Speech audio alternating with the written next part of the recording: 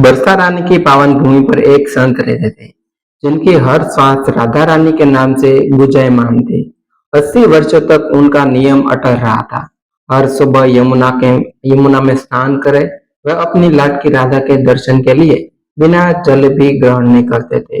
एक दिन राधा रानी के सम्मुख बैठे उस वृद्ध संत के हृदय में एक भाव उमड़ आया। मैंने जीवन भर दर्शन तो किए, पर अपनी किशोरी को आज तक कुछ भी भेंट नहीं किया। इस विचार के उनके मन में एक व्याकुल कर दिया था। उन्होंने निश्चय किया कि अब वो अपनी राधा के लिए अपने हाथों से एक ऐसी पोशाक बनाएंगे जिसमें उनका सारा प्रेम प्रयोगित होगा। बाजार से सबसे सुंदर वस्त्र लाकर उन्होंने रात दिन एक करके अपने हाथों से गोटा लगाकर एक अनुपम लहंगा चुनरिया तैयार की, यह सोचकर कि इसे पहनकर उनकी राधा कितनी सुंदर लगेगी। अपने हाथों से बनाई उन प्रेमी पोशाक को लेकर संत जी मंदिर की ओर चले। उनका हृदय आनंद से भरा था। वे मन ही मन अपनी लाडली को सजाने के सपने बुन रहे थे। तभी मंदिर की सीढ़ियों पर एक छोटी सी बालिका लाली प्रकट हुई। उसने संत से वह लहंगा चुनरिया दिखाने को कहा और देखते ही उसे मांगने लगी। संत ने समझाया कि यह उनके लिए नहीं थे, राधा रानी के लिए बनाई है।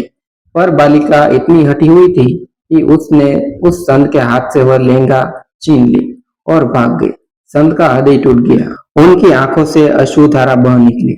आज तक कुछ भी चढ़ा न सका और जो प्रेम से बनाया था वह भी छीन लिया।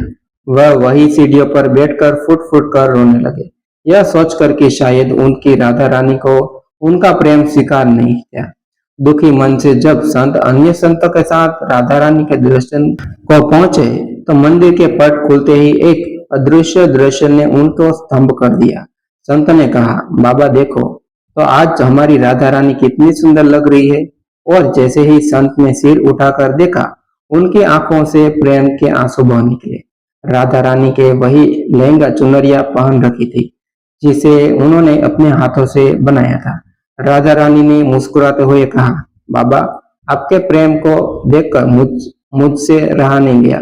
यह केवल पोशाक नहीं है, इसमें आपका हृदय है, आपका प्रेम है। इसलिए मैं स्वयं लीला बनकर आपके हाथों से इसे लेने चली गई। यह सुनकर संत भावी विभोर हो गए। यह कथा हमें सिखाती है कि भगवान को आडंबर नहीं, केवल सच्चा और निस्वार्थ प्रेम चाहिए, क्योंकि वह उन्हें भक्तों के पास खींच लाता है।